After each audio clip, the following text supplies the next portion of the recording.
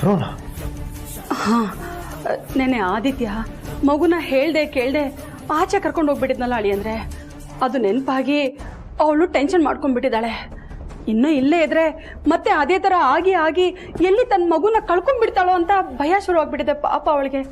ಅದಕ್ಕೆ ಊರಿಗೆ ಹೋಗ್ಬೇಕು ಅಂತ ನಿರ್ಧಾರ ಮಾಡಿಬಿಟ್ಟಿದ್ದಾಳೆ. ಹೌದು ಜನನಿ, ನೀನು ಮಗುನ ಕರ್ಕೊಂಡು ಊರಿಗೆ ಹೋಗ್ತಿರೋ ಕಾರಣ ಬ್ರೋನ? ಹೌದು.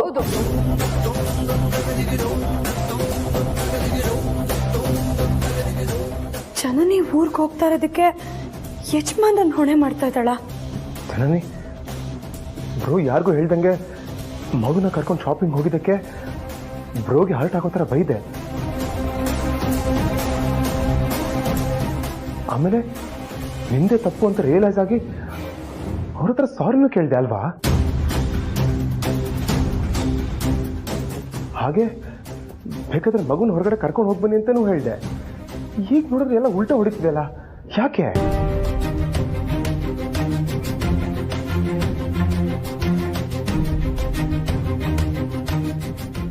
ನನಗೆ ಭಯ ಆಗ್ತಿದೆ ಪ್ರೀತು. ಯಾರಿಂದನಾದ್ರೂ ನನ್ನ ಮಗು ನನ್ನಿಂದ ದೂರ ಆಗುತ್ತೆ ಅನ್ನೋದನ್ನ ನೆನ್ಸ್ಕೊಂಡ್ರೆ ನನಗೆ ಅದನ್ನ ಸಹಿಸ್ಕೊಳಕ್ ಆಗಲ್ಲ. ಇದೆಲ್ಲ ನಿಮಗೆ ಯಾಕೆ ಅರ್ಥ ಆಗಲ್ಲ?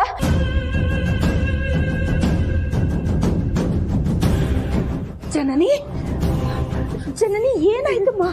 ಯಾಕೆ ಹೀಗೆ ಕೂಗ್ಕೋತಾ ಇದೀಯಾ? ಸ್ವಲ್ಪ ರಿಲ್ಯಾಕ್ಸ್ ಆಗು.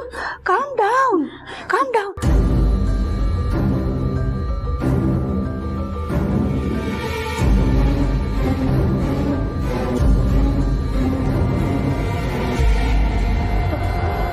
ತಗೋ ಸ್ವಲ್ಪ ನೀರು ಕುಡಿ. Relax, cool down, cool down.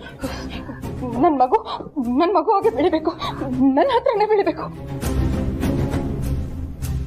ನನ್ನ ಮಗುನ ನಾನು ಮೊದಲು ಇನ್ನೂ ದೂರ ಕರ್ಕೊಂಡು ಹೋಗ್ತೀನಿ. ನನ್ನ ಮಗು ಏನಾದ್ರೂ ನನ್ನಿಂದ ದೂರ ಹೋಗುತ್ತೆ ಇರೋದಾದ್ರೆ ನಾನಂತೂ ಬದುಕಿರಲ್ಲ, ನಾನು ಸತ್ತೋಗ್ಬಿಡ್ತೀನಿ. ಜನನಿ, ಹಾಗೆಲ್ಲ ಮಾತಾಡಬಾರ್ದಮ್ಮ. Cool down, calm down. ನಾಳೆ ನೀನು ನಿನ್ನ ಮಗುನ ಕರ್ಕೊಂಡು ನಿನ್ ತವ್ರ ಮನೆಗೆ ಹೋಗ್ತೀಯ.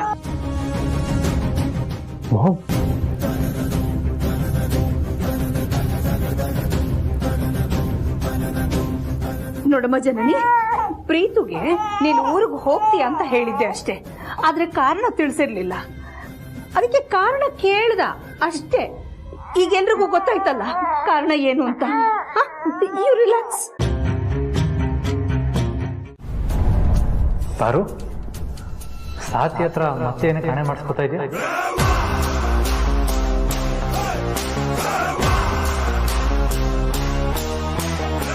ಹಾ, ಅದೇ ಯಜಮಾನ್ರೆ, ಮಗು ವಿಷಯದಲ್ಲಿ ನಿಮ್ಮ ಹಠ ಮುಗೀತಾ?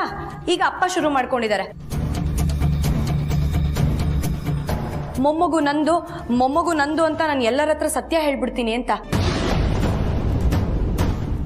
ಅದಕ್ಕೆ ನೀನ್ ಯಾರ ಹತ್ರನೂ ಮೊಮ್ಮಗು ನಿಂದು ಅಂತ ಸತ್ಯ ಹೇಳ್ಬಾರ್ದು ಅಂತ ಭಾಷೆ ತಗೋತಾ ಇದ್ದೆ. ಹೌದಾ ಸಾತಿ, ನೆನ್ನೆ ನಡೆದಿದ್ದು ಇಷ್ಟು ಬೇಗ ಮರ್ತು ಬಿಟ್ರ?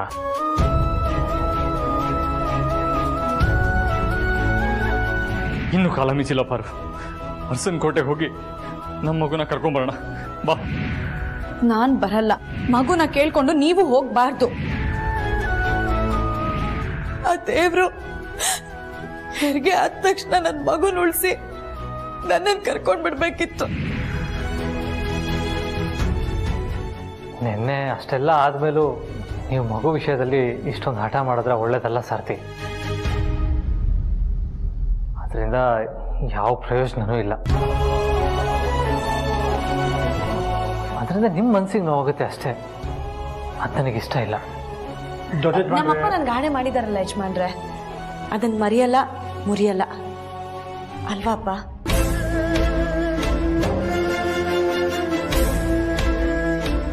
ಹೌದು, ನೀವೇನು ಯಜಮಾನ್ರೆ ಇಷ್ಟು ಬೇಗ ಬಂದ್ಬಿಟ್ಟಿದ್ದೀರಾ? ನಿಮ್ಮ ಜೊತೆ ಅಷ್ಟೆಲ್ಲ ಫೋನಲ್ಲಿ ಮಾತಾಡಿದ್ರು ಏನೋ ಸಮಾಧಾನನೇ ಆಗಲಿಲ್ಲ ಪಾರು. ಮನಸ್ಸಲ್ಲಿ ಏನೋ ಒಂಥರ ತಳಮಳ. ಆಟೋ ಓಡಿಸ್ತಾ ಇದ್ದೀನಿ, ಆದರೆ ಮನಸ್ಸು ಎಲ್ಲೋ ಇದೆ. ಆಕ್ಸಿಡೆಂಟ್ ಆಗೋದು ಜಸ್ಟ್ ಮಿಸ್ ಆಯ್ತು ಗೊತ್ತಾ? ಅಯ್ಯೋ ಏನಾಯ್ತು ಯಜಮಾನ್ರೆ, ನಿಮ್ಗೇನು ತೊಂದರೆ ಆಗಿಲ್ಲ ತಾನೆ? ಏನೂ ಆಗಿಲ್ಲ, ನನಗೆ ಹೇಳಿದ್ನಲ್ಲ ಆಕ್ಸಿಡೆಂಟ್ ಆಗೋದ್ರಲ್ಲಿ ಜಸ್ಟ್ ಮಿಸ್ ಆಯಿತು ಅಂತ. ಅದಕ್ಕೆ ಇವತ್ತು ಡ್ಯೂಟಿ ಮಾಡೋದು ಬೇಡ ಅಂತ ಮನೆಗೆ ಬಂದ್ಬಿಟ್ಟೆ. ನೀವು ಮನೆಗೆ ಬಂದು ಒಳ್ಳೆ ಕೆಲಸನೇ ಮಾಡಿದ್ರಿ. ಇನ್ನೊಂದು ಸ್ವಲ್ಪ ಬೇಗ ಬಂದಿದ್ದರೆ ಚೆನ್ನಾಗಿರ್ತಿತ್ತು. ಹೌದಾ? ಏಕೆ? ಹಾಗಂತ ನೀವ್ ಆಡಿದ್ದೆ ಆಟ, ನಡೆದಿದ್ದೆ ದಾರಿ ಅಂತ ಅಂದ್ಕೊಂಡ್ಬಿಡ್ಬೇಡಿ. ಚೆನ್ನಾಗಿ ತಲೆ ಕೆಡಿಸಿ ಮಗು ಸಮೇತ ಊರಿಗೆ ಕರ್ಕೊಂಡು ಹೋಗ್ತಿದ್ದೀರಂತೆ. ಅಲ್ಲ, ನನ್ ಮಗಳು ನನ್ ಮೊಮ್ಮಗುನ ನಾನು ನಮ್ಮೂರು ಕರ್ಕೊಂಡು ಹೋಗ್ತೀನಿ ಅಂದ್ರೆ ನೀನ್ ಯಾಕೆ ಹೀಗೆ ಗಂಟ್ಲು ಹರ್ಕೊಳ್ತಾ ಇದೀಯಾ? ಯಾವ್ದ್ರೆ ನಿಮ್ಮ ಮಗು? ಅದು ನಮ್ ಅಂದ್ರೆ ಅದು ಅರಸೋನ್ ಕೋಟೆ ಕುಡಿ ಅಖಿಲಮ್ಮವ್ರ ಮೊಮ್ಮಗು, ತಮ್ಮ ಮೊಮ್ಮಗು ಅಂತ ಹೇಳ್ತಾ ಇದಾರೆ ಅಷ್ಟೇ.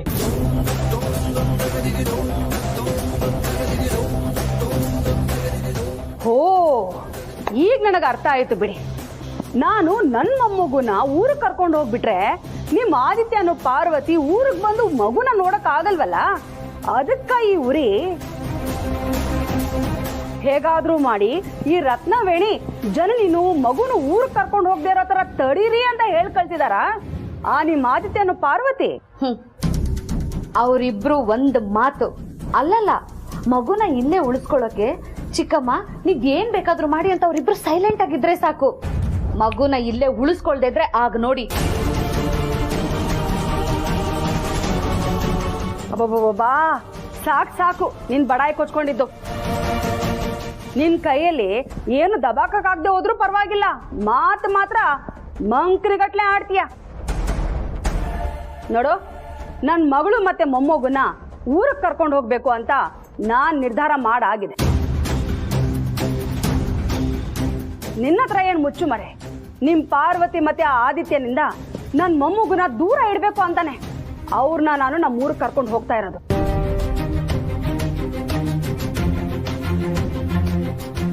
ಅದನ್ನ ನಿನ್ ಕೈಯಲ್ಲಿ ತಡೆಯಕ್ಕಾಗಲ್ಲ. ಯಾಕಂದ್ರೆ ಈಗಾಗ್ಲೇ ನನ್ಗೆ ರಘುವಣ್ಣನಿಂದ ಅಖಿಲ ಅತ್ತಿಗೆಯಿಂದ ಅಪ್ಪಣಿನೂ ಸಿಕ್ಕಾಗಿದೆ. ರಾತ್ರಿ ಕಳೆದು ಬೆಳಕಾಗ್ತಿದ್ದ ಹಾಗೆ ನಾನು ನನ್ನ ಮಗಳು ಮೊಮ್ಮಗುನ ಕರ್ಕೊಂಡು ಇಲ್ಲಿಂದ ಹೋಗ್ತಾ ಇರ್ತೀನಿ. ಅದನ್ನ ತಡೆಯಕ್ಕೆ ಯಾರಿಂದನೂ ಸಾಧ್ಯ ಇಲ್ಲ. ಅರ್ಥ ಆಯ್ತಾ? ಸರ್ಕ ಈ ಕಡೆ. ಎಷ್ಟು ದುರಹಂಕಾರ ಆ ಹೆಂಗಸಿಗೆ. ನೀನೇನ್ ಸಾವಿತ್ರಿ ನಾನ್ ಸತ್ಯ ಹೇಳೋದನ್ನ ತಡೆದಿದ್ದು? ರತ್ನವೇಣಿಗಾದ್ರೂ ಸತ್ಯ ಏನು ಅಂತ ಹೇಳ್ಬೋದಿತ್ತಲ್ವಾ? ಮಗು ನಿನ್ನ ಅಕ್ಕನ ಮಗಳು ಹೆತ್ತಿದ್ದಲ್ಲ, ನಮ್ ಪಾರ್ವತಿ ಹೆತ್ತ ಮಗು ಅಂತ. ಅಕ್ಕನ ಮಗಳ ಪ್ರಾಣ ಉಳ್ಸೋಕೆ ಅವಳು ಕರುಳು ಬಳಿನ ಕಿತ್ಕೊಟ್ಟಿದ್ದಾಳೆ ಅಂತ. ಆಗ ನಮ್ ಪಾರ್ವತಿ ತ್ಯಾಗದ ಬೆಲೆ ಏನು ಅಂತ ಅವಳಿಗೆ ಗೊತ್ತಾಗಿರೋದು. ಮಗು ನಿಲ್ಲಿಂದ ಕರ್ಕೊಂಡು ಹೋಗೋದನ್ನ ನಿಲ್ಲಿಸ್ತಿದ್ಲು. ಅವ್ರಿಗೆ ನಿಜ ಗೊತ್ತಾಗೋಗಿದ್ರೆ ಒಳ್ಳೇದಾಗೋದಕ್ಕಿಂತ ಕೆಟ್ಟದಾಗೋದೇ ಹೆಚ್ಚಾಗಿತ್ತು ಅಮ್ಮೋರೆ. ಅದಕ್ಕೆ ತಡೆದೆ. ಹೇಗೆ ಹೇಳ್ತೀಯ? ಆ ರತ್ನವೇಣಿಯವರು ತಮ್ಮ ಮಗಳ ಆರೋಗ್ಯ ದೃಷ್ಟಿಯಿಂದ ಜನನಿ ಅಮ್ಮವ್ರಿಗೆ ನಿಜ ಹೇಳಲ್ಲ ಅಂತ ಇಟ್ಕೊಳ್ಳೋಣ. ಮಗು ಪಾಲಿಗೆ ಒಳ್ಳೆ ದಿನಗಳು ಮುಗಿದು ಹೋಗುದು ಅಂತ ಲೆಕ್ಕ. ಹೌದಾ? ಏನಾದರೂ ಮುಖ್ಯವಾದ ವಿಷಯ ಇಲ್ಲ ಅಂದ್ರೆ ಅವ್ರು ಫೋನ್ ಮಾಡಲ್ವಲ್ಲ? ಏನಂತೆ? ಯಜಮಾನ್ರೆ, ಅದು ದಾಮಿನಿ ಚಿಕ್ಕತ್ತೆ ನೀವು ಮನೆಗೆ ಬಂದಿದ್ದನ್ನ ನೋಡಿದ್ರಂತೆ. ಯಾಕೆ ಆದಿ ಇಷ್ಟು ಮಧ್ಯಾಹ್ನನೇ ಮನೆಗೆ ಬಂದಿದ್ದಾನೆ, ಹುಷಾರಾಗಿದ್ದಂತಾನೆ ಅಂತ ಕೇಳಿದ್ರು. ಹಾ, ಹುಷಾರಾಗಿದ್ದಾರೆ ಅಂತ ಹೇಳಿ ಫೋನ್ ಇಟ್ಟೆ ಅಷ್ಟೆ.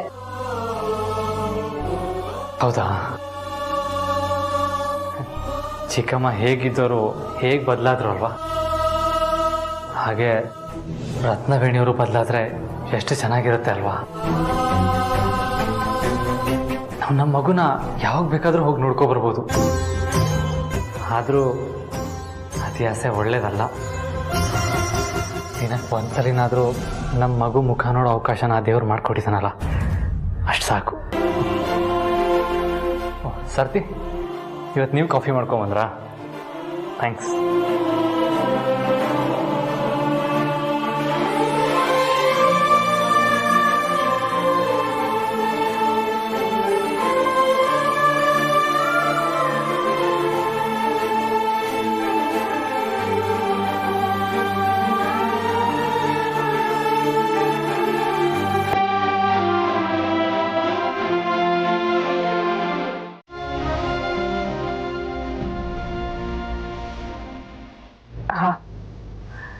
ಇಲ್ಲೆಲ್ಲರೂ ಚೆನ್ನಾಗಿದ್ದೀವಿ. ನೀನೇನು ಯೋಚನೆ ಮಾಡಬೇಡಪ್ಪ, ಆಗೋದೆಲ್ಲ ಒಳ್ಳೇದಕ್ಕೆ ಅಂದ್ಕೊಳ್ಳೋಣ. ಸರಿಮ್ಮ, ನಿಮ್ಮ ಜೊತೆ ಮಾತಾಡಿ ಸ್ವಲ್ಪ ಸಮಾಧಾನ ಆಯಿತು. ನೀವು ಮಲ್ಗಿ. Good night. ಗುಡ್ ನೈಟ್ ಆದಿ.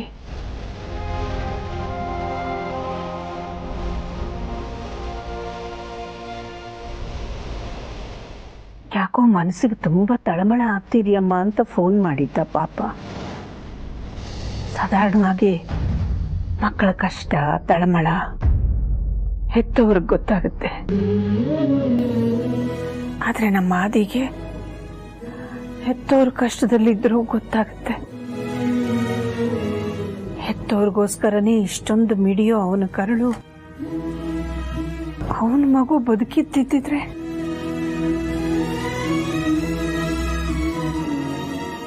ಪಾಪ ಆದಿ ಪಾರ್ವತಿ.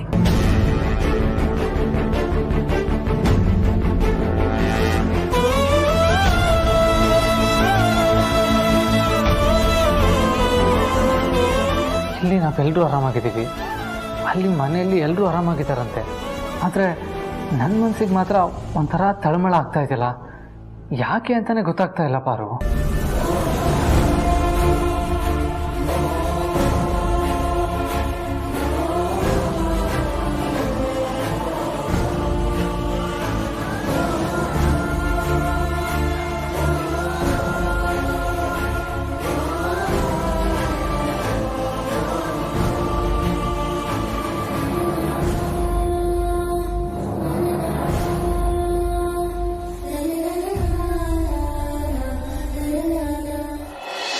ಆ ಯೋಚನೆ ನನಗೆ ಬರ್ದೇ ಇರುತ್ತಾ ಯಜಮಾನ್ರೆ, ಆದರೆ ನಿಮಗೆ ನಮ್ಮ ಮಗು ಊರಿಗೆ ಹೋಗೋದು ಗೊತ್ತಾಗಬಾರ್ದು ಅನ್ನೋದಷ್ಟೇ ನನ್ನ ಕಾಳಜಿ. ಮಗು ಊರಿಗೆ ಹೋಗ್ತಿದ್ದ ಹಾಗೆ ಮತ್ತೆ ಫೋನ್ ಮಾಡಿ ನಾನೇ ನಿಮ್ಮನ್ನ ಮನೆಗೆ ಬರೋದಕ್ಕೆ ಹೇಳ್ತೀನಿ. ಏನು ಯಜಮಾನ್ರೆ ನೀವು, ನಮ್ಮ ಅಪ್ಪಂಗಂತೂ ಕೆಲವೊಂದ್ಸಲ ನನ್ನ ಮನಸ್ಸು ಅರ್ಥ ಆಗಲ್ಲ, ನಿಮಗೂ ಅರ್ಥ ಆಗದಿದ್ರೆ ಹೇಗೆ ಹೇಳಿ. ನೀವಿವತ್ತು ಮೊದಲು ದೇವಸ್ಥಾನಕ್ಕೆ ಹೋಗಬೇಕು. ನೆನ್ನೆ ನಡೆದ ಹಾಗೆ ಇನ್ನು ಮುಂದೆ ಯಾವತ್ತೂ ನಡಿಬಾರ್ದು ಅಂತ ಹೇಳಿ ಅರ್ಚನೆ ಮಾಡಿಸ್ಬೇಕು, ಆಮೇಲೆ ಕೆಲ್ಸಕ್ಕೆ ಹೋಗಬೇಕು. ಅದಕ್ಕೆ ನಾನು ನಿಮ್ಮನ್ನ ಬೇಗ ಹೊರಡಿ ಅಂತ ಹೇಳ್ತಾ ಇರೋದು. ಪರೋ, ಯಜಮಾನರು ದೇವಸ್ಥಾನಕ್ಕೆ ಹೋಗ್ಲಿ ಅಂತಾನೆ ಇಷ್ಟೊಂದು ಅವಸರ ಮಾಡ್ತಿದೀಯಾ? ಅಲ್ಲ, ಸಾಮಾನ್ಯವಾಗಿ ದೇವಸ್ಥಾನಕ್ಕಿಬ್ರು ಒಟ್ಟಿಗೆ ತಾನೇ ಹೋಗಿ ಬರೋದು. ಆದರೆ ಆಗ್ಲಿಂದ ದೊಡ್ಡ ಯಜಮಾನ್ರು ಮಾತ್ರ ಹೊರಡಿ ಅಂತ ಅವಸರ ಪಡಿಸ್ತಿದೆಯಲ್ಲ, ಅದಕ್ಕೆ ಕೇಳಿದೆ ಅಷ್ಟೇ.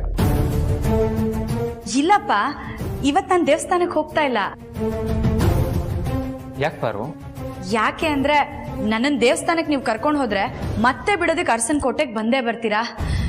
ಇವತ್ತಂತೂ ಅದು ಬೇಡವೇ ಬೇಡ. ಇವತ್ತಂತೂ ಬೇಡ ಅಂದ್ರೆ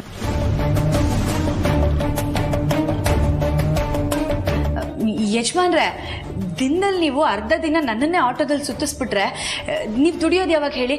ಅದಕ್ಕೆ ನೀವು ನಿಮ್ಮ ಪಾಡಿಗೆ ದೇವಸ್ಥಾನಕ್ಕೆ ಹೋಗಿ ಕೆಲ್ಸಕ್ಕೆ ಹೋಗಿ, ನಾನು ನನ್ನ ಪಾಡಿಗೆ ದೇವಸ್ಥಾನಕ್ಕೆ ಹೋಗ್ತೀನಿ. ಅರ್ಥ ಆಯ್ತಾ?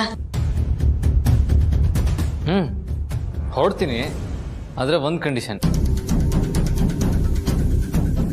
ತಿಂಡಿನ ಮಾತ್ರ ನಿಮ್ಮೆಲ್ಲರ ಜೊತೆಗೆ ಇಲ್ಲೇ ಕುತ್ಕೊಂಡು ತಿಂತೀನಿ.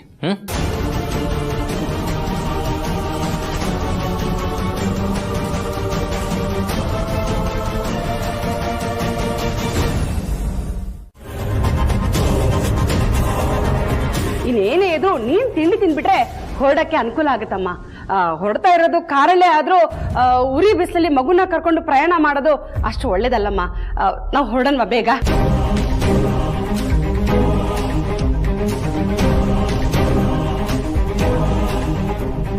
ಜನನಿ, ನೀನಾಗಿ ಊರಿಗೆ ಬರ್ತೀನಿ ಅಂತ ಹೇಳಿದಕ್ಕೆ ನಾನು ನಿನ್ನ ಊರಿಗೆ ಕರ್ಕೊಂಡು ಹೋಗ್ತಾ ಇರೋದು. ಈಗಲೂ ನಿನ್ಗೆ ಮನ್ಸಿಲ್ಲ ಅಂದ್ರೆ ಹೇಳ್ಬಿಡಮ್ಮ, ನಾನು ಒಬ್ಳೆ ಊರಿಗೆ ಹೋಗ್ತೀನಿ. ಮುಂದಿಂದು ದೇವ್ರಿಗೆ ಬಿಟ್ಟಿದ್ದು.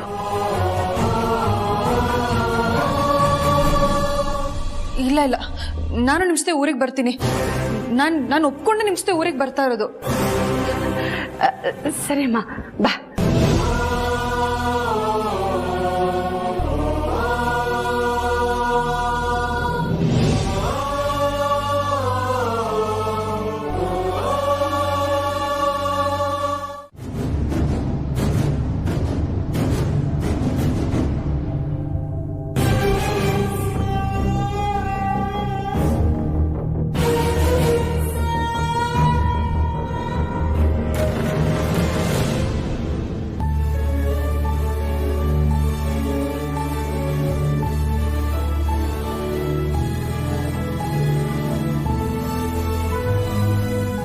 ಜನನಿ ನಿನ್ನ ಮಗುನ ಕರ್ಕೊಂಡು ಊರಿಗೆ ಹೋಗ್ಲೇಬೇಕೇನಮ್ಮ? ಅದೇನಂದ್ರೆ ನೀನು ಮಗು ಊರಿಗೆ ಹೋಗ್ಬಿಟ್ರೆ ಇಡೀ ಅರಸನಕೋಟೆ ಖುಷಿನೇ ಕಿತ್ಕೊಂಡು ಹೋದಂಗೆ ಆಗುತ್ತಲ್ವನಮ್ಮ? ನೋಡಮ್ಮ ದಾಮಿನಿ, ನಾನು ಈಗ ಹೇಳ್ತಿದ್ದೀನಿ ಅಂತ ಬೇಜಾರು ಮಾಡ್ಕೋಬೇಡ. ನಿನ್ ಮಕ್ಕಳು ದೊಡ್ಡವರಾಗಿದ್ದಾರೆ, ಅವ್ರನ್ನ ದೂರ ಬಿಟ್ಟಿರೋದು ನಿನಗೇನು ದೊಡ್ಡ ವಿಷಯನೇ ಅಲ್ಲ. ಯಾಕಂದ್ರೆ ಯಾವತ್ತಿದ್ರೂ ನಿನ್ನನ್ನೇ ಅವರು ಅಮ್ಮ ಅಂತ ಕರೆಯೋದು. ಆದ್ರೆ ನಮ್ ಜನನಿ ಕತೆನೇ ಬೇರೆ. ಅವಳು ಕಷ್ಟಪಟ್ಟು ಮಗುನ ಹೆತ್ತಿರೋದು ಇನ್ನೊಬ್ರಿಗೆ ದಾನ ಮಾಡಿ ಅವಳು ಬರಿಗೈಯಲ್ಲಿ ಕೂರೋದಕ್ಕಲ್ಲ.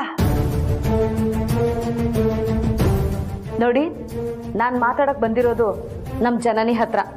ಅವಳು ಹೇಳಿ ಈ ಮಾತನ್ನ.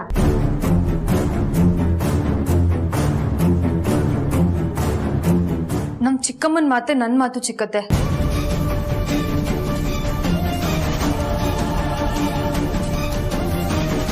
ಊರಿಗೆ ಹೋಗೋದನ್ನ ತಡೆಯೋದನ್ನ ಬಿಟ್ಟು ನೀವು ಬೇರೆ ಏನ್ ಬೇಕಾದ್ರೂ ಹೇಳಿ ನಾನು ಮಾಡ್ತೀನಿ. ಆದ್ರೆ ದಯವಿಟ್ಟು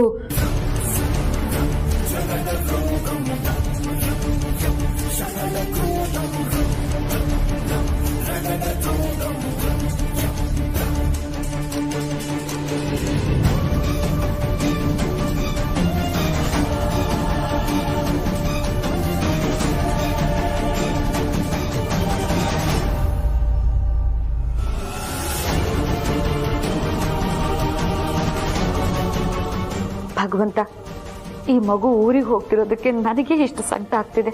ಇನ್ನು ಹೆತ್ತು ಓಡಲಿನ ಕಥೆ ಏನಾಗಿರ್ಬೇಡ. ನಮ್ಮ ಪಾರ್ವತಿಗೆ ಇಷ್ಟು ದೊಡ್ಡ ಅನ್ಯಾಯ ಮಾಡ್ಬೇಡಪ್ಪ. ಆಮೇಲೆ ಜಗತ್ತು ಒಳ್ಳೆಯವ್ರಿಗೆ ಕಾಲ ಇಲ್ಲ ಅಂತ ನಂಬ್ಕೊಂಡ್ಬಿಡತ್ತೆ. ಈ ಮಗು ಹೆತ್ತು ತಂದೆ ತಾಯಿನ ಬಿಟ್ಟು ಊರಿಗೆ ಹೋಗ್ತಾ ಇರೋದನ್ನ ಹೇಗಾದ್ರೂ ಮಾಡಿ ತಡಿಯಪ್ಪ, ಪ್ಲೀಸ್.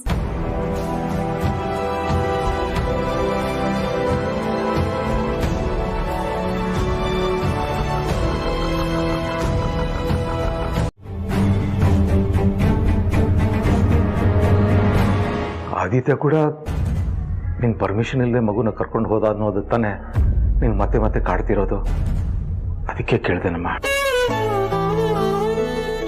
ಆದಿತ್ಯನಿಗೆ ಆ ಸ್ವಾತಂತ್ರ್ಯ ಇಲ್ಲ ಅಂದಮೇಲೆ ಅವನಪ್ಪನಾಗಿ ನನಗೂ ಸ್ವಾತಂತ್ರ್ಯ ಇಲ್ಲ ಅಲ್ವಾ? ನನ್ನ ಮಗನಿಗೊಂದು ನ್ಯಾಯ, ನನಗೊಂದು ನ್ಯಾಯ ಅನ್ನೋದು ನಾನು ತಾನೇ ಹೇಗೆ ಒಪ್ಕೊಳಕ್ಕಾಗುತ್ತೆ? ಪ್ಲೀಸ್ ಮಾವ, ನೀವು ಮಗುನ ಎತ್ಕೊಳ್ಳಿ. ಲಕ್ಷ್ಮೀ ಪುಟ್ಟಮ್ಮ, ಬಾಪ ಬಾಪ ಬಾಪ ಬಾ.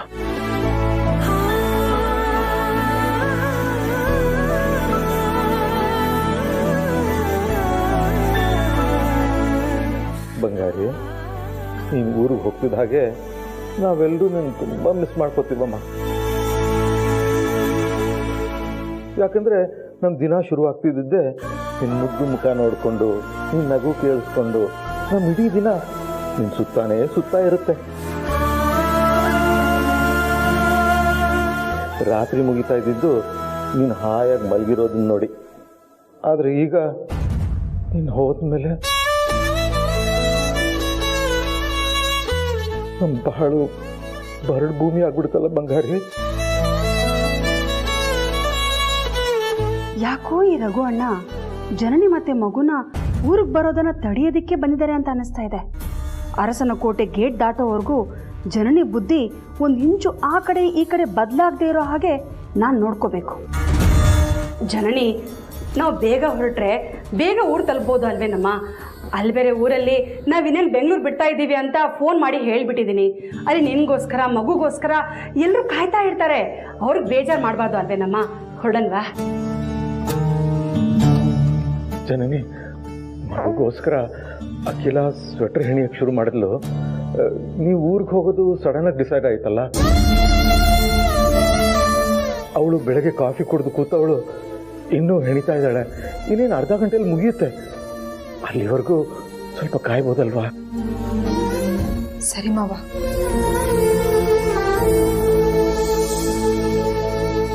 ಊರಿಗೆ ಹೋದ್ಮೇಲೆ ಈ ತಾತ ಅಜ್ಜಿನ ಮರಿಬೇಡ, ಆಯ್ತಾ? ಆದಷ್ಟು ಬೇಗ ವಾಪಸ್ ಬಂದ್ಬಿಡು. ನಿಮಗೋಸ್ಕರ ಕಾಯ್ತಿರ್ತೀವಿ. ಇನ್ನು ಸ್ವಲ್ಪ ಹೊತ್ತರಲ್ಲಿ ನನ್ನ ಮಗು ಜನನಿ ಇಬ್ರು ಊರಿಗೆ ಹೊರಟೋಗ್ತಾರೆ. ಹೇಗೆ ಸಹಿಸ್ಕೊಳ್ಳಿದ್ದೀನ?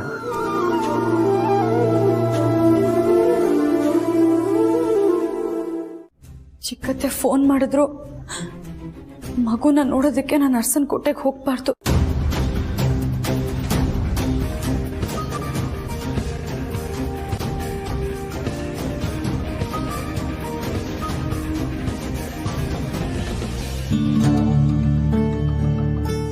ಹೇಳಿ ಚಿಕ್ಕತ್ತೆ.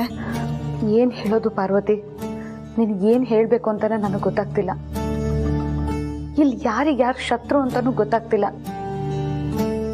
ನಿನಗೆ ಸಾಂತ್ವನ ಮಾಡಬೇಕು ಬಿಡಬೇಕು ಅದು ನನಗೆ ಗೊತ್ತಾಗ್ತಾ ಇಲ್ಲ. ನೀನು ಹೆತ್ತ ಮಗುನ ಜನನಿ ಕೊಟ್ಟಿದ್ದಕ್ಕೆ ಇದೆಲ್ಲ ಶುರುವಾಗಿದ್ದು. ನೀನ್ ಹೆತ್ತು ದೊಡ್ಡ ಮನಸ್ಸು ಮಾಡಿ ಅವಳಿಗೆ ಮಗುನ ಕೊಟ್ಟು ಈಗ ನೀವೇ ಮಗುನ ದೂರ ಮಾಡ್ತಿದ್ದೀರಾ ಅಂತ ನಿಮ್ಮ ಮೇಲೆ ಆರೋಪ ಮಾಡಿ ಜನನಿನು ಮಗುನು ಆ ರತ್ನವೇಣಿ ಊರಿಗೆ ಕರ್ಕೊಂಡು ಹೋಗ್ತಿದ್ದಾಳೆ. ವಾಪಸ್ ಯಾವಾಗ ಕಳಿಸ್ತಾಳೋ ಅಥವಾ ಜನನಿ ಬ್ರೈನ್ ವಾಶ್ ಮಾಡಿ ಮಗುನು ಜನನಿನ ಅಲ್ಲೇ ಇಟ್ಕೊಳ್ತಾಳೋ ಅದು ಕೂಡ ಗೊತ್ತಿಲ್ಲ. ನೀನಂತೂ ಅವ್ರು ಹೋಗೋದನ್ನ ತಡೀತಾ ಇಲ್ಲ. ಆತಿಗಾದ್ರೂ ಹೇಳೋಣ ಅಂದ್ರೆ ಆಣೆ ಹಾಕಿ ನಮ್ಮ ಬಾಯಿಗಳನ್ನ ಕಟ್ ಹಾಕಿದ್ಯಾ. ಎಲ್ಲ ಗೊತ್ತಿದ್ದು ಏನು ಹೇಳ್ದೆ ಇರೋ ತರ ಮಾಡ್ಬಿಟ್ಟಿದ್ಯಾ ಪಾರು ನೀನು. ಹೋಗ್ಲಿ ಬಿಡು, ನಮ್ ಬಾಯಿ ಕಟ್ ಹಾಕಿ ನೀನೇನ್ ಸಂತೋಷವಾಗಿಲ್ವಲ್ಲ. ನಿನ್ ಹೆತ್ ಕರಳಿನ ಸಂಕಟ ನಂಗೆ ಅರ್ಥ ಆಗುತ್ತೆ. ನಾನೀಗ ಫೋನ್ ಮಾಡಿದ್ದೇನು ಅಂದ್ರೆ ಅಖಿಲಕ್ಕ ಜನನಿ ಕೊಡ್ಬೇಕು ಅಂತ ಅರಿಶಿನ ಕುಂಕುಮ ಗಿಫ್ಟ್ ಎಲ್ಲ ರೆಡಿ ಮಾಡಿ ಇಟ್ಕೊಂಡಿದ್ದಾರೆ. ಅರಿಶಿನ ಕುಂಕುಮ ಕೊಟ್ರು ಅಂದ್ರೆ ಹೊರಟು ನಿಂತವರು ಹೊರಟ್ರು ಅಂತಲೇ ಲೆಕ್ಕ. ಕೊನೆಯದಾಗಿ ನಿನ್ ಮಗು ಮುಖನ ಕಣ್ತುಂಬ ನೋಡ್ಕೋ ಆ ಪಾರ್ವತಿ. ನಾನಲ್ಲಿಗೆ ಬರೋದಿಲ್ಲ. ನನ್ನ ಮಗಳು ನನ್ನಿಂದ ದೂರ ಹೋಗೋದನ್ನ ನನಗೆ ನೋಡೋ ಶಕ್ತಿ ಇಲ್ಲ. ನಾನು ಇಲ್ಲೇ ಮನೆ ಆಚೆ ನಿಂತ್ಕೊಂಡು ನೋಡ್ತೀನಿ ಬಿಡಿ. ಬಾರು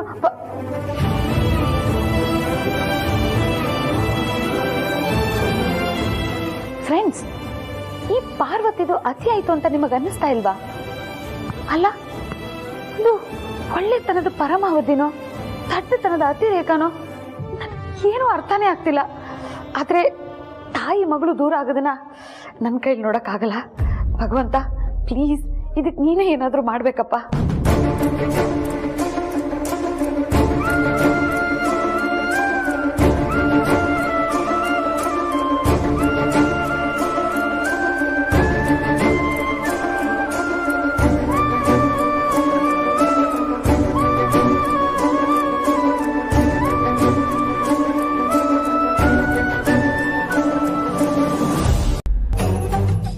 ರತ್ನವೇಣಿ ಅವರೇ, ಏನು ನೋಡಿ, ನಾನು ನಿಮ್ಮ ಜೊತೆ ಚಾಲೆಂಜ್ ಮಾಡೋದಕ್ಕಾಗಲಿ ಜಗಳ ಮಾಡೋದಕ್ಕಾಗಲಿ ಬಂದಿಲ್ಲ. ರಿಕ್ವೆಸ್ಟ್ ಮಾಡ್ಕೊಳ್ಳೋದಕ್ಕೆ ಬಂದಿದ್ದೀನಿ. ಕೈಬಿಟ್ಟು ನಿಮ್ಮ ಕೈ ಮುಗಿತೀನಿ. ಜನನಿನ ಮತ್ತೆ ಮಗುನ ಇಲ್ಲೇ ಬಿಟ್ಟು ಹೋಗಿ. ನಾನು ಊರಿಗೆ ಹೋಗೋದ್ರೊಳಗೆ ಈ ನಿನ್ ತಗ್ಗಿದ ಧ್ವನಿನ ಕೇಳಬೇಕು ಅಂತ ನನಗೆ ಮಾತ್ರ ಬಹಳನೇ ಆಸೆ ಆಗಿತ್ತು. ಹಾಗೆ ನೀ ನನ್ನ ಮುಂದೆ ಬಂದು ನಿಂತ್ಕೊಂಡು ಹೀಗೆ ಬೇಡ್ಕೊಳ್ಳೋ ಹಾಗೆ ಮಾಡಬೇಕು ಅಂತ ತುಂಬಾನೇ ಹಠ ಇತ್ತು. ಅಬ್ಬಾ, ಈಗ ನನ್ನ ಆಸೆ ಎಲ್ಲ ಈಡೇರಿತು. ಆದ್ರೆ ಜನನಿ ಮತ್ತೆ ಮಗುನ ನೀನು ಇಲ್ಲೇ ಉಳಿಸ್ಕೋಬೇಕು ಅಂತ ಆಸೆ ಇಟ್ಕೊಂಡಿದೆಯಲ್ಲ, ಅದು ಮಾತ್ರ ಖಂಡಿತವಾಗ್ಲೂ ನೆರವೇಲ್ಲ.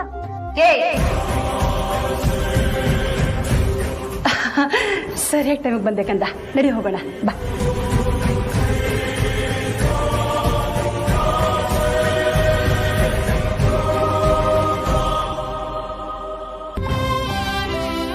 ರತ್ನವೇಣಿ, ಕೂತ್ಕೊಳ್ಳಿ.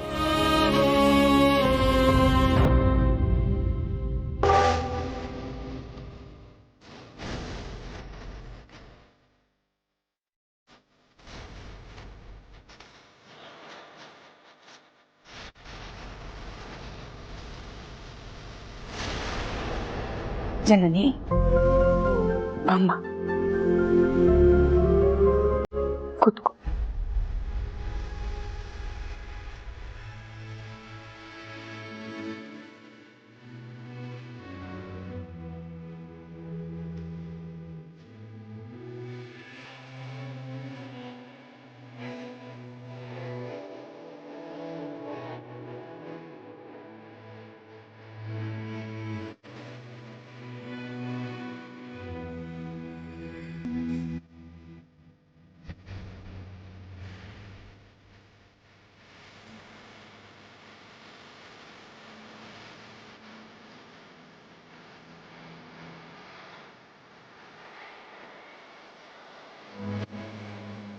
ಅದಕ್ಕೆ ನಾವಿಲ್ಲಿ ಹೊರಡ್ತೀವಿ. ಜನನಿ ಹೊರಡನ್ವಮ್ಮ. ಅಯ್ಯೋ, ಹೋಗಿ ಬರ್ತಿದೀಯಾನೆ. ಆದಷ್ಟು ಬೇಗ ನಮ್ಮ ಮನೆ ಸೊಸೆ ನಮ್ಮ ಮೊಮ್ಮಗುನ ವಾಪಸ್ ಕರ್ಕೊಂಡು ಬಂದ್ಬಿಡಿ. ಸರಿ ಅಣ್ಣ, ಹೊರಡನ್ವಮ್ಮ.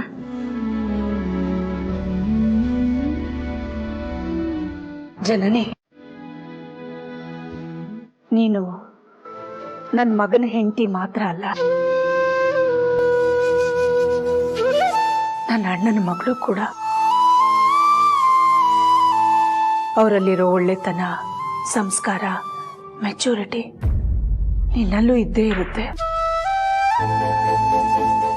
ಅದಕ್ಕೆ ನಿನ್ನ ಹತ್ರ ಕೆಲವು ವಿಷಯಗಳನ್ನ ಶೇರ್ ಮಾಡ್ಕೋಬೇಕು ಅನ್ನಿಸ್ತಿದೆ. ಹೇಳ್ಕೋಬೋದಾ?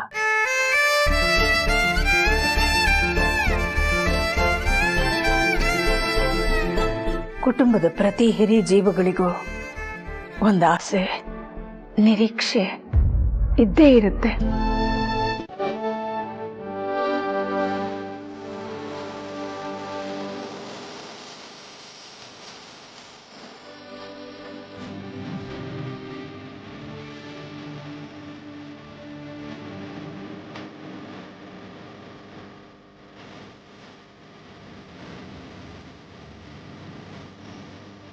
ನಾನು ಇಷ್ಟು ಕೇಳ್ಕೊಂಡ್ರು ನನ್ನ ತಮ್ಮನ ಮನ್ಸು ಬದಲಾಗ್ಲಿಲ್ವಾ?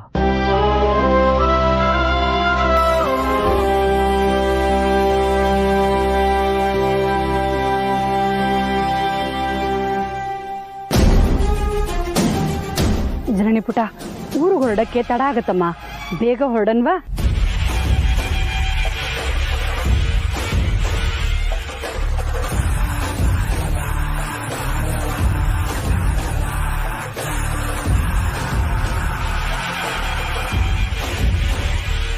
ಪ್ರೀತು, ಹೋಗಿ ಬರ್ತೀನಿ.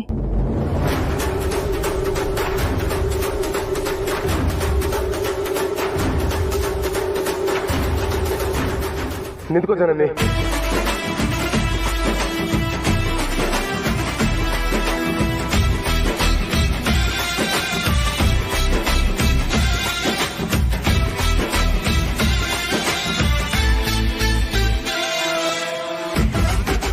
ಮಗು ಎಲ್ಲೂ ಹೋಗಲ್ಲ, ಇಲ್ಲೇ ಇರುತ್ತೆ.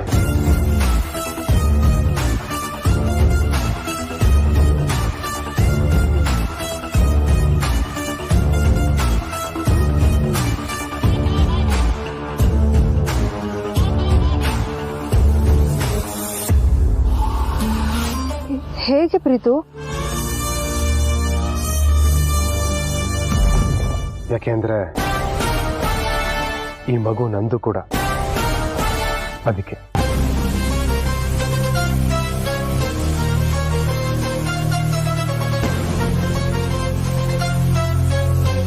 ಈಗಲೂ ಊರಿಗೆ ಹೋಗ್ಲೇಬೇಕು ಅಂದ್ರೆ ನಿಮ್ ಚಿಕ್ಕಮ್ಮ ಬೇಕಾದ್ರೆ ಹೋಗ್ಲಿ.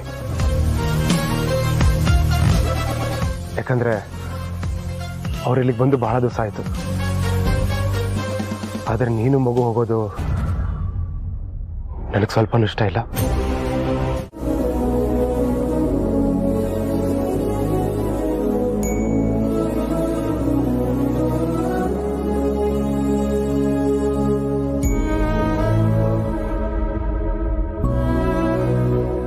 ದೇವರು ಅವ್ರ ಋಣನ ಕಡಿಮೆ ಮಾಡ್ಕೊಳ್ಳೋಕೆ ಒಂದು ಅವಕಾಶ ಕೊಡ್ತಾ ಇದ್ದಾರೆ. ಅದನ್ನ ಬೇಡ ಅನ್ಬಾರ್ದು ಅಲ್ವಾ?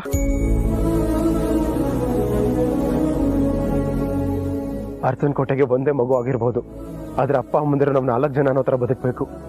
ಅದ್ಬಿಟ್ಟು ಏನ್ ಜನ ನೀನು ಒಳ್ಳೆ ಚಿಕ್ಕ ಮಗು ತರ. ನೋಡು, ನನ್ಗೆ ನೀನು, ನನ್ ಮಗು ಇಬ್ರು ತುಂಬಾನೇ ಮುಖ್ಯ. ಒಂದ್ ವೇಳೆ ನೀನ್ ಹೆರಿಗೆ ಆಗ್ತಿದ್ದಾಗೇನೆ ಬಾಣತನಕ್ಕೆ ಅಂತ ತವ್ರ ಮನೆಗೆ ಹೋಗಿದ್ರೆ ಎಲ್ಲರೂ ಈಸಿಯಾಗಿ ತಗೊಳ್ತಾ ಇದ್ರು. ಆದ್ರೆ ಈಗ ನೀನ್ ಭಯ ಪಡ್ಕೊಂಡು ಹೋಗ್ತಿರೋದ್ನ ಡ್ಯಾಡ್ ಮಮ್ ಒಪ್ಕೋಬಹುದು. ಅದನ್ನ ನಾನು ಖಂಡಿತ ಒಪ್ಪಲ್ಲ.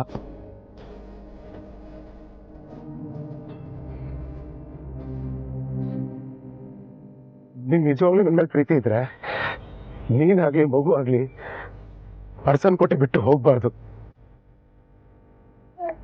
ಇಲ್ಲ ಅಂದ್ರೆ ನಿನ್ನಿಷ್ಟ.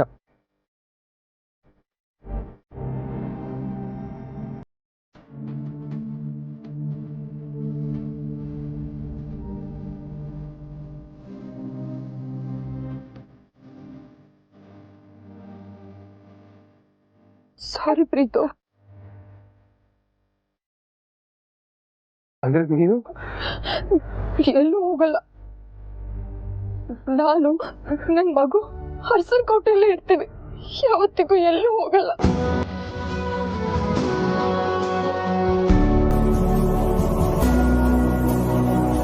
ಮಗುನ ಊರಿಗೆ ಕರ್ಕೊಂಡು ಹೋಗ್ತಿದ್ದ ವಿಷಯ ನಂಗೆ ನೆನ್ನೆನೆ ಗೊತ್ತಿತ್ತು ಯಜಮಾನ್ರೆ. ಆದರೂ ನಾನು ನಿಮ್ಮಿಂದ ವಿಷಯನ ಮುಚ್ಚಿಟ್ಬಿಟ್ಟೆ. ದಯವಿಟ್ಟು ಕ್ಷಮಿಸ್ಬಿಡಿ. ಅಂತ ತಪ್ಪು ನೀನೇನು ಮಾಡಿಲ್ಲ ಪಾರು. ಮಗುನ ಜಾನಿ ಊರಿಗೆ ಕರ್ಕೊಂಡು ಹೋಗೋದು ಮೊದಲೇ ಡಿಸೈಡ್ ಆಗಿತ್ತು. ಅದನ್ನಂತೂ ನಿನ್ನಿಂದ ತಪ್ಸೋದಕ್ಕೆ ಆಗ್ತಾ ಇರಲಿಲ್ಲ. ಅದು ಅಲ್ಲದೆ ಮಗುನ ಊರಿಗೆ ಕರ್ಕೊಂಡು ಹೋಗೋದನ್ನ ನನ್ನಿಂದ ನೋಡೋದಕ್ಕಾಗಲ್ಲ ಅಂತ ನಿನಗೆ ಚೆನ್ನಾಗಿ ಗೊತ್ತಿತ್ತು. ಅದಕ್ಕೆ ಈ ವಿಷಯನ ಮುಚ್ಚಿಟ್ಟಿರ್ತೀಯ, ಹೌದು ತಾನೆ? ಅಷ್ಟಂತೂ ನಾನು ಇನ್ನು ಅರ್ಥ ಮಾಡ್ಕೊಂಡಿದ್ದೀನಿ ಪಾರು. ಮಗು ಊರಿಗೆ ಹೋಗ್ತಾ ಇದೆ, ಆ ವಿಷಯ ಮೊದಲೇ ನಿನಗೆ ಗೊತ್ತಿತ್ತು ಅಂತ ನನಗೆ ಗೊತ್ತಾದ ತಕ್ಷಣ ಒಂದ್ಸಲ ನಿನ್ನ ಮೇಲೆ ಕೋಪ ಬಂತು. ಆದರೆ ಇವಾಗ ನಿನ್ನ ಮೇಲೆ ಒಂದು ಸಣ್ಣ ಬೇಜಾರು ಇಲ್ಲ ಪಾರು. ಯಾಕೆಂದರೆ ನೀನು ಏನೇ ಮಾಡಿದ್ರೂ ಅದ್ರ ಹಿಂದೆ ಒಂದು ಒಳ್ಳೆ ಉದ್ದೇಶ ಇರುತ್ತೆ ಅಂತ ನನಗೆ ಚೆನ್ನಾಗಿ ಗೊತ್ತು. ಈಗಲೂ ಅಂಥ ಒಳ್ಳೆ ಉದ್ದೇಶನೇ ಇದ್ದಿದ್ದು. ನಡೀತಿರೋದೆಲ್ಲ ನೋಡಿ ನಾನು ಎಷ್ಟು ಹೆದರ್ಕೊಂಡ್ಬಿಟ್ಟಿದ್ದೆ ಗೊತ್ತಾ. ಮಗು ಊರಿಗೆ ಹೊಟ್ಟೋಗುತ್ತೆ, ಇವತ್ತಲ್ಲ ನಾಳೆ ನಿಮಗೆ ಆ ವಿಷಯ ಗೊತ್ತಾಗುತ್ತೆ. ಮಗುನ ನೆನೆಸ್ಕೊಂಡು ನೀವಿಬ್ರು ಎಷ್ಟು ಕೊರಗ್ತೀರಿ ಅಂತ ಬೇಜಾರಾಗೋಗಿತ್ತು. ದೇವರೇ ಚಿಕ್ಕ ಯಜಮಾನ್ರ ರೂಪದಲ್ಲಿ ಬಂದು ಜನನಿ ಮಗುನ ಕರ್ಕೊಂಡು ಹೋಗೋದನ್ನ ತಪ್ಪಿಸಿದ್ರು.